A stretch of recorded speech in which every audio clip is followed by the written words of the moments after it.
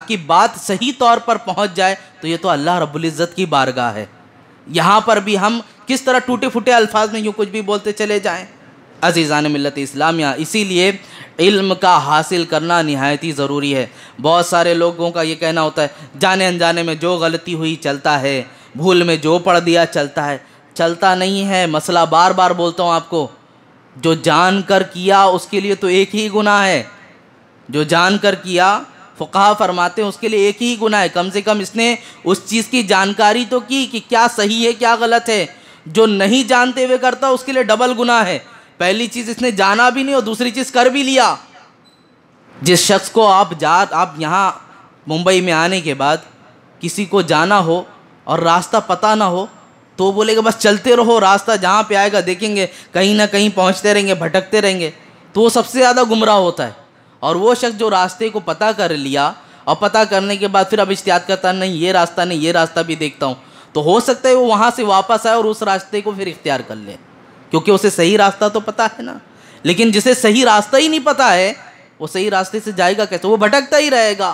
تو ایک جاہل کی مثال ایسے ہی ہوتی ہے. وہ بس یہ جو کہتا ہے کہ چلتا ہے ہوتا ہے، یہی وجہ ہوتی ہے کہ بڑوں بوڑھوں کی جو روایتیں بہت ساری صحیح ہیں وہ اپنی جگہ، لیکن بہت ساری جو غلط ہیں اس پر ہم اتنا تشدد کے ساتھ عمل کر رہے ہوتے ہیں کہ گویا قرآن اور حدیث میں اس کا ثبوت مل رہا ہوتا ہے. اس طرح اس کے معاملات ہوتے ہیں. تو میرے عزیزو، علم کا حاصل کرنا نہایت ہی ضروری ہے. جماعت کا جو اہتمام ہمارے سامنے رکھا گیا نماز کے لیے، بالخصوص جن کے تلفظ درست نہ ہوں ان کے لیے یہ بہت بڑی حکمت رکھی گئی کہ وہ نماز جب پڑھیں تو جماعت کے ساتھ پڑھیں. اور اگر جماعت کے ساتھ نہیں پڑھنے کا موقع ملتا تو آج کا دور دیکھو، ایک زمانہ وہ تھا کہ علم حاصل کرنے کے لیے یا تو مساجد کا رخ کرو، یا تو اپنے گھر میں کسی عالم کو بلاؤ، یا تو آپ باضابطہ اگر بہت زیادہ علم حاصل کرنا چاہ رہے تو مدرسے کا رخ کرو. یہ ساری حالت ہوتی تھی. آج کا ٹیکنالوجی کا دور ہے. آپ کے گھر میں بیٹھے بیٹھے رات میں کوئی ایسا نہیں ہوتا، میں بارہا یہ ترغیب دلاتا ہوں، کوئی شخص ایسا نہیں ہوتا رات میں بغیر موبائل چلائے سو جائے. کوئی شخص الا ماشاء اللہ آج کے دور میں کوئی ہوگا ایسا کہ رات کا معمول ہو کھانا کھانے کے بعد فون ہاتھ نہ لگائے سو جائے. کوئی ایک ایسا ہوگا. لیکن اکثر و بیشتر لوگوں کا معاملہ ایسا ہے کہ بستر پر لیٹنے کے بعد تھوڑی دیر وہ موبائل چلائے گا. اب چاہے وہ اس کے ذریعے اچھی چیز دیکھے یا بری چیز دیکھے وہ ایک الگ چیز ہے. بات یہ عرض کرنا ہے، آپ جب رات میں اپنے بستر پہ آتے ہیں، بڑے بڑے علماء کرام کی جو تعلیم و تربیت کی اپنی کلاسز چلا رہے ہوتے ہیں، ان کی ویڈیوز موجود ہوتی ہیں، ان سے استفادہ حاصل کریں نا، ان سے استفادہ کریں، فائدہ حاصل کریں. میں نے ترغیب کے طور پر آپ کے سامنے ایک بات پیش کرنی ہے. قرآن مقدس میں ٹوٹل جو حروف ہیں وہ تو بہت تعداد میں ہیں، لیکن جو ملا کے ورڈ بنائے گئے وہ تو صرف 29 ہی ہیں نا.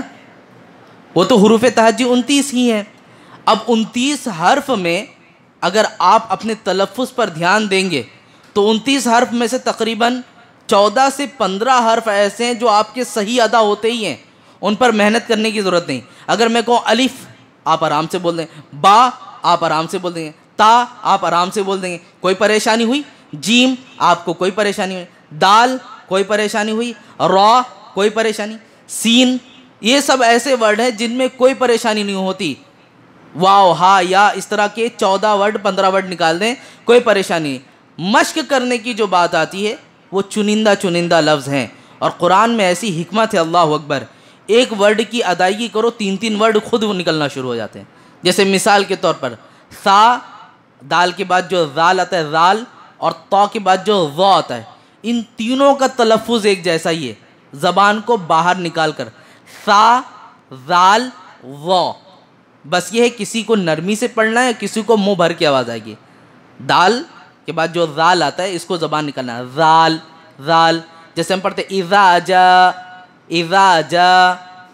جا. اکثر آپ لوگوں نے سورہ زلزالہ کی بھی تلاوت سنی ہوگی. اذا زلزلہ، میں نے کہا اذا، اس کے بعد کہا زلزلہ، پہلی آواز نرمی سے، اس کے بعد را کے بعد جو ذاتہ آواز اندر آئی، بھاری آواز آئی، سیٹی کی جیسی ایک آواز نکلنا، اذا زلزلہ. تو یہ تلفظ ہے میرے عزیزوں. آپ ایک لفظ کو سدھاریں گے. اب بہت سارے لوگ وا کا مخرج نہیں آتا. اب میں آپ کو بتا رہا ہوں کہ شریعت میں معاملات کیا کیا ہیں، کہ تعلیم کی کتنی اہمیت ہے. جن کے تلفظ درست نہیں ہیں اب آپ رکوع میں پڑھتے ہیں سبحان ربی العظیم، سبحان ربی العظیم، سبحان ربی العظیم کرتے ہیں، کتنا سخت معنی ہوتا ہے اس کا۔ پاک ہے وہ ذات جو ان پڑھ ہے۔ اللہ اکبر۔ عجیم کا معنی کیا ہوتا ہے؟ بے پڑھا لکھا۔ عربی، جس کو عربی لینگویج نہیں آتی تھی ان کو عجمی کہا کرتے تھے، یعنی جو عربی نہیں جانتا، پر بے پڑھے لکھے کو دوسرے معنی میں۔ اب اللہ رب العزت کی ہم حمد کر رہے ہیں لیکن عجیم کر رہے ہیں، اسی لیے فقہاء نے فرمایا کہ جس سے اگر وا کا مخرج ادا نہ ہو تو سبحان ربی العظیم کی جگہ سبحان ربی الکریم پڑھ لے، وہ کریم تو آرام سے نکل جائے گا، چاہے جس کا کتنا بھی گیا گزرا تلفظ ہو، لیکن آپ یہ لفظ آرام سے بول سکتے ہیں سبحان ربی الکریم۔ تو میرے عزیزو، علم کو بھی حاصل کرنا نہایت ہی ضروری ہے۔ ہم بچپن سے دیکھتے ہیں اپنے بچوں کو کہ مکتب کی طرف جب رخ کراتے ہیں تو اس پہ بہت فورس کرتے ہیں، بیٹا قرآن جلدی پڑھ، قرآن جلدی پڑھ، اتنی زیادہ شدت کر رہے ہوتے ہیں۔ ہمارے یہاں بھی مکتب چلتا ہے، لوگ آ کے پریشان ہوتے ہیں 1 سال سے 2 سال سے۔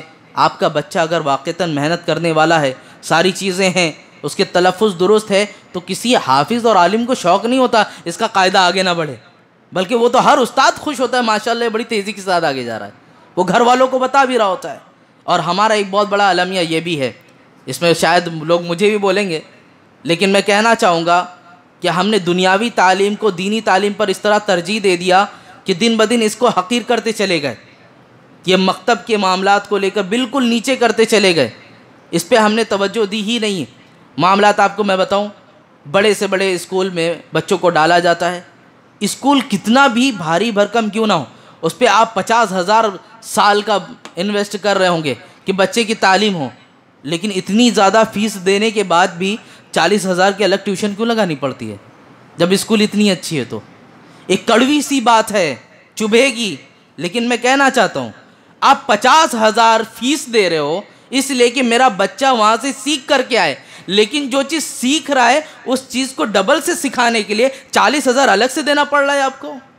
یہ سوچنے والی بات نہیں کیا ہمارے لیے؟ اور وہیں پر مدرسے میں جو 100 روپے کی فیس ہم دیتے ہیں مہینے کی، اور وہاں پر بچے کو تعلیم کے لیے بھیجتے ہیں، ایک استاد سبق دے رہا ہوتا ہے، اب اس کو اگر کہا جائے کہ بچے کو سبق یاد کرا جائے تو بولے حضرت یاد ہی نہیں کراتے ہیں، حضرت سبق بھی پڑھائیں، حضرت سبق بھی یاد کرائیں، یہ تو ظلم بالائے ظلم ہے۔ ایک دنیاوی تعلیم کے لیے آپ کا حال ایسا کہ اس کے لیے رقم بھی زیادہ خرچی کر رہے ہیں اور الگ سے اس کو پھر سے سیکھنے کے لیے دوسری جگہ جا رہے ہیں۔ مدرسے کے لیے کون سا ٹیوشن لگاتے ہیں آپ بتائیں؟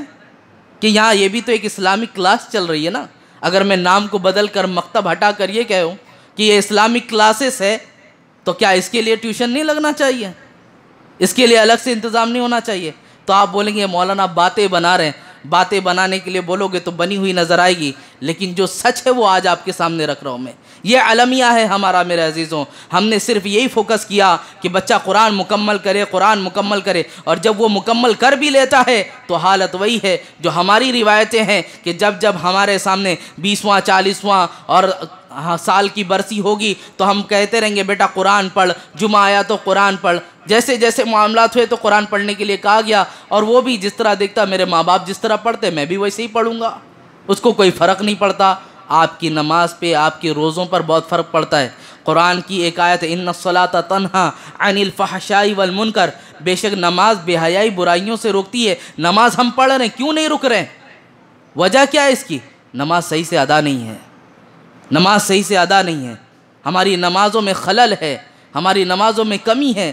تو بات یہ عرض کرنا چاہتا ہوں میرے عزیزوں، یہ گفتگو جو طوالت کے ساتھ آگے بڑھی، 2 میں سے ایک چیز یا تو لازمی طور پر پکڑ لیں، اگر وقت نہیں ہے آپ کے پاس کہ علم سیکھیں، اس چیز کو مشق کریں، تو آپ جماعت کا اپنا پر لازم کر لیں، اس کے ساتھ نماز پڑھیں۔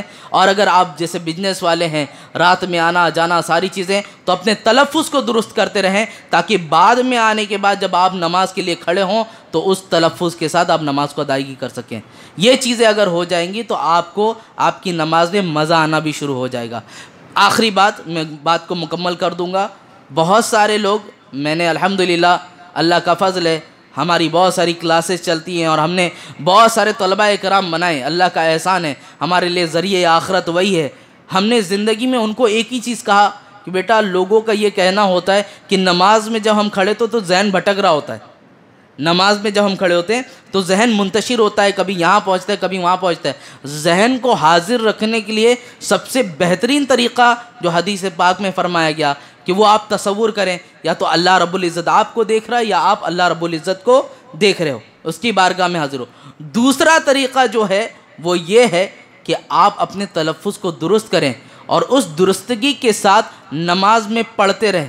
یعنی جب آپ سورہ فاتحہ پڑھیں گے، آپ تلفظ پر دھیان، کہاں پر ہا ہے مجھے ادائیگی کرنا ہے، کہاں پر قوف ہے میں نے اس کی ادائیگی کرنا ہے۔ اس تلفظ کو دیکھتے ہوئے آپ پوری نماز میں تلاوت کر گئے اور آپ کا ذہن ادھر ادھر نہیں گیا، اسی تلفظ پہ رہا، یہی تو خشوع و خضوع ہے، اسی کو تو خشوع کہتے ہیں کہ آپ نماز سے باہر گئے ہی نہیں۔ لیکن جب آپ اب ہاتھ باندھے اور سورہ فاتحہ شروع ہوئی، کب ولضالین پہ پہنچ گئے پتہ بھی نہیں چلتا، اور کہاں کہاں گھوم کر چلے آتے ہیں۔ ہوتا ہے نا ایسا، ہر کسی سے ہوتا ہے بھائی، کبھی ہم سے بھی غفلت میں ہو جاتا ہے کہ ہمارے بھی ذہن منتشر ہو جاتے ہیں۔ تو یہ ساری چیزیں عدم توجہی کی وجہ سے ہوتا ہے، ہماری توجہ کا حاضر نہ ہونا۔ تو جب توجہ تلفظ کی جانب حاضر ہو جائے گی تو انشاءاللہ نماز میں خشوع بھی آئے گا اور نماز کی حلاوت بھی ہوگی اور نماز کی برکتیں بھی ہمیں ملے گی۔ اللہ رب العزت ان تمام چیزوں کی برکتیں ہمیں عطا فرمائے۔ اے پاک پروردگار عالم، اب تک جتنی چیزیں ہم نے سنی ان سب چیزوں پر عمل کی توفیق عطا فرما۔ اے پاک پروردگار عالم، نماز کو صحیح طریقے سے ادائیگی کی توفیق عطا فرما۔ مولا ہماری زکوٰۃ کو نکالنے کی توفیق عطا فرما، ان زکوٰۃ کو صحیح جگہوں پر صرف کرنے کی توفیق عطا فرما۔ اے اللہ ہمارے ایمان و عقیدے کی حفاظت فرما۔ اے پاک پروردگار عالم، نماز کو قائم کرنے والا ہمیں بنا، نماز پر مداومت ادا کرنے والا ہمیں بنا۔ اے پاک پروردگار عالم، ہم سب کے نماز میں خشوع و خضوع عطا فرما، جماعت کی پابندی تو ہمیں نصیب فرما، علم کے سیکھنے کی توفیق ہمیں تو عطا فرما۔ اے پاک پروردگار عالم، اس محفل کے صدقے تو فعل ہم سب کو تو بخشوں میں شمار عطا فرما۔ اے پاک پروردگار عالم، حدیث مبارکہ میں ہے ماہ سیام کے ہر دن تو 70 لاکھ لوگوں کو تو بخشتا ہے، مولا ان لوگوں میں ہمیں بھی شامل فرما دے۔ اس ماہ سیام کے گزرنے سے قبل مولا جن لوگوں کو تو جہنم سے آزاد فرمائے گا ان میں ہمارا نام بھی درج فرما دے۔ تیری بارگاہ میں تجھے گواہ بنا کر توبہ کرتے ہیں مولا، استغفر اللہ ربی من کل ذنب و اتوب الیہ، وصلی اللہ تعالی علی خیر خلقہ محمد وآلہ وصحبہ اجمعین برحمتک یا ارحم الراحمین۔ السلام علیکم ورحمۃ اللہ وبرکاتہ۔